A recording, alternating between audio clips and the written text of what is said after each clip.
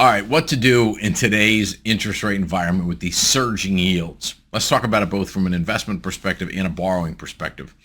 Mortgage rates. I'm talking about 30-year fixed rate mortgages. The rate on those topped 8% in the last week. Long-dated treasuries, 10-year notes, 20-year bonds, 30-year bonds, they all pushed north of 5%. 10 years been bouncing back and forth ever since, above and below 5%. The moves have been steep and swift and almost unthinkable by many Wall Street folks as recently as a year ago. We'd have expected such a rise in rates would break something either in the economy or in the markets. It still could, but it hasn't happened yet. Let's start with those 5% treasuries. If you're an investor, it feels like forever since you were able to get 5% yields on long-term treasury bonds. This would feel like Christmas for conservative fixed income folks.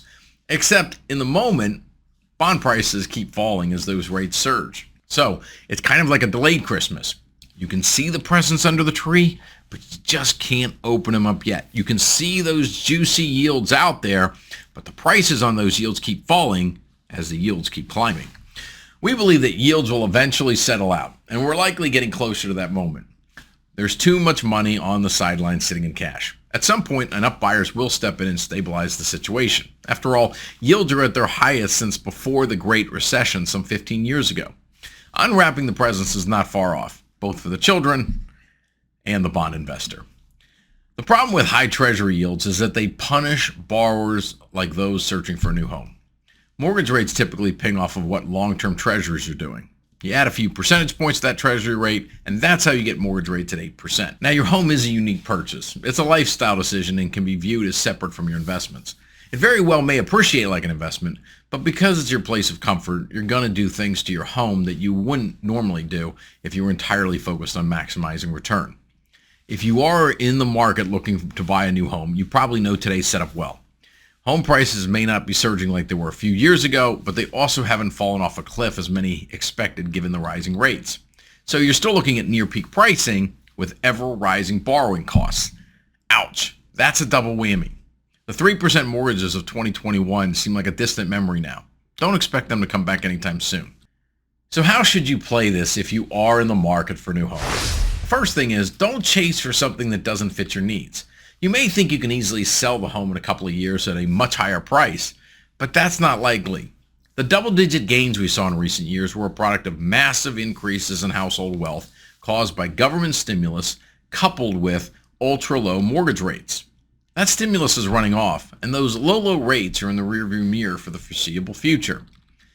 Across the U.S., the average annual increase in home value historically is around 3, 4, 5%, depending on your metric. In the past year, prices have inched up less than 3%, according to the National Association of Realtors. That's a product of today's interest rate environment. Expect more of the same as long as rates remain high. Also, don't chase for something that's going to pressure your lifestyle.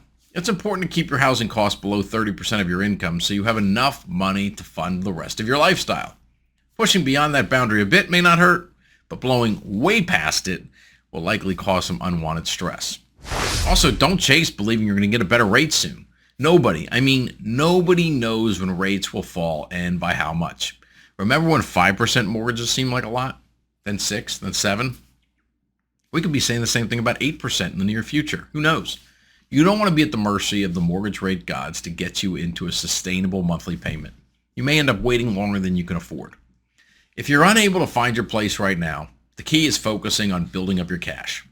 It may open up new options, new price points. So focus on how you can reduce some of your expenses and potentially increase your income. Find a high-yield savings account or a money market fund to boost the returns on that cash. And remember, the moments of great stress in any market often create great moments of opportunity. You want your home to be a sanctuary of good feelings. You probably don't want it to squeeze everything from the rest of your life. Keeping your monthly payments in line is a good way to more fully enjoy your new place of comfort.